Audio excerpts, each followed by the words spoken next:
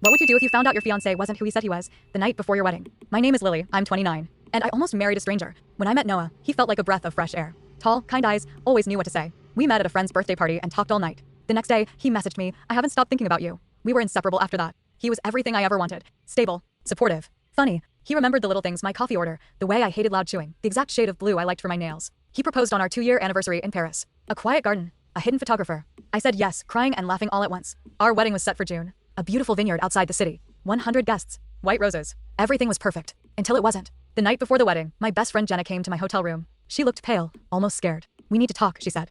I thought it was nerves. Maybe she had cold feet for me. But then she pulled out her phone. I didn't want to believe it, she said, but I had to be sure. She handed me the phone. A Reddit thread. A post from a woman claiming her boyfriend of 5 years had recently disappeared after telling her he was traveling for work. Attached were photos of Noah, smiling, holding hands with her, kissing her on New Year's Eve, standing with her family at Christmas. My heart dropped. He was using a different name, Ethan, but it was him. Same face, same tattoos, same damn dimples. Jenna watched me closely. I messaged her. She replied. They were together up until 3 weeks ago. 3 weeks ago.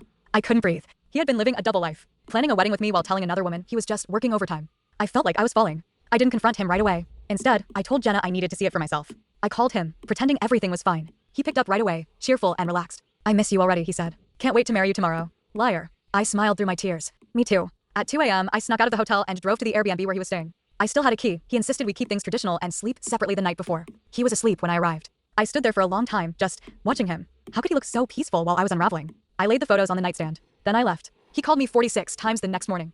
I didn't answer. Instead, I told the wedding planner to cancel everything. The guests were already arriving. My parents were confused. Some people were angry, but I didn't care. Because what's worse than a ruined wedding? A ruined life. Noah, or Ethan, or whatever his real name was, showed up at my hotel a few hours later. Security wouldn't let him in, so he waited outside. Crying, yelling, begging.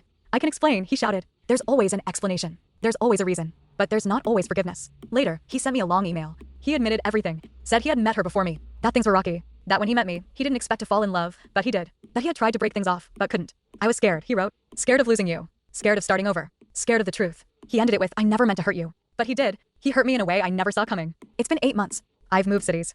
I cut off contact with everyone connected to him. I went to therapy. I started painting again, something I'd given up when we started planning the wedding. Sometimes I still wonder, was any of it real? Did he really love me? Or did he just love the version of me that didn't know the truth? People always ask, do you think he regrets it? Maybe he does. But regret means nothing when the damage is done. I'm not angry anymore. But I'm not the same girl he left behind. I'm stronger now. Colder maybe, but wiser. And I've learned one thing for sure. Love built on lies will always collapse. So let me ask you, if you found out the person you loved was living a lie the night before your wedding, would you still walk down the aisle? I didn't. And it saved me.